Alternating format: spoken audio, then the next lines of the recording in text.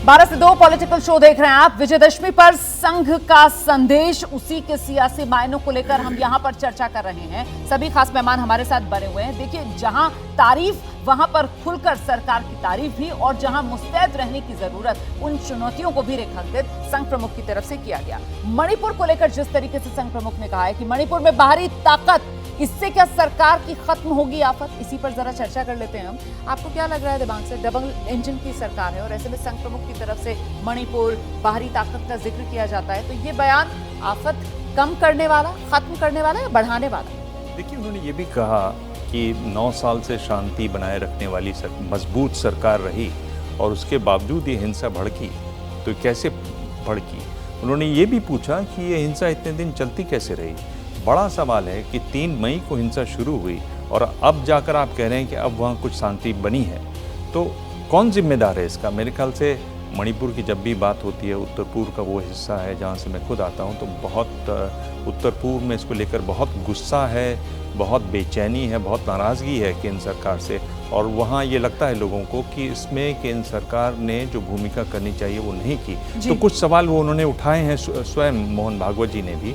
और फिर उन्होंने कहा कि ये विदेशी ताकतें थीं, तो उन्हें कौन रोकेगा, और ये मजबूत सरकार है तो क्यों नहीं रोक पाई? ये बहुत बड़े सवाल हैं जिनका जवाब देना है। उत्तर पूर्व में जो वोटिंग होगी वहाँ आप देखिएगा कि इसका असर, इसकी छाया कई राज्यों पर दिखाई देगी। बिल्कुल, और मिजोरम में चुनाव होने भी हैं। प्रदीप जी, देखिए कि इस पूरी समस्या को उसके बुनियाद में जाने की जरूरत है कि आखिर मैतेई लोगों को संगठित कौन कर रहा था, और इतने वर्षों से वो वहाँ पर होते रहे। मणिपुर में तमाम ब्लॉकेज होते हैं, हफ्ते भर की चीज़ें, पेट्रोल बंद कर दिया जाता है, लेकिन ये जो बाहरी ताकत है उधर म्यांमार की ओर इशारा किया जा रहा है।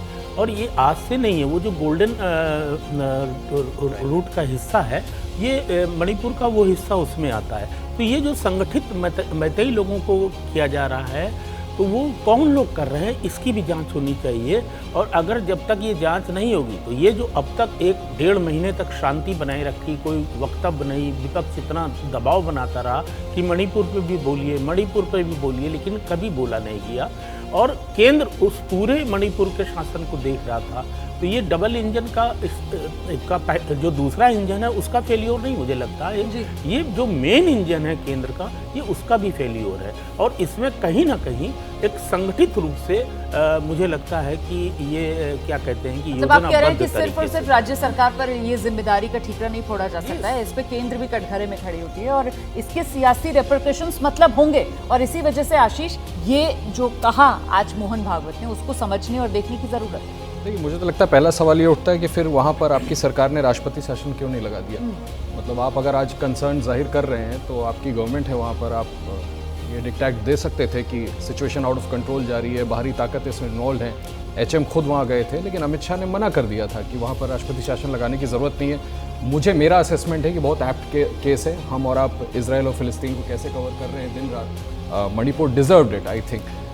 बट आज उन्होंने कंसर्न जाहिर किया, better sense should even now prevail. मुझे लगता है अब भी अगर इसका कॉग्निजेंस लेकर के कुछ करेक्टिव स्टेप्स उठाए जाएं। वही पहला सवाल मेरा, जिससे मैंने शुरुआत की थी कि साहब, ये कंसर्न्स जिस तरीके से दिखाए गए हैं, इससे सरकार की आफत बढ़ेगी या कम होगी? मुझे तो लगता है कि राजनीतिक तौर पर आफत बढ़ेगी, क्योंकि ऑपोजिशन बहुत अग्रेसिव रहा है। आपको याद होगा, ऑपोजिशन का पूरा प्रतिनिधिमंडल भी वहां गया। राहुल गांधी ने कैसे इस मामले पर सरकार को घेरने की कोशिश की। मतलब मोहन भागवत के इस बयान से भी कहीं ना कहीं जो विपक्षी दल हैं वो सरकार पर निशाना साधने की अब कोशिश करेंगे।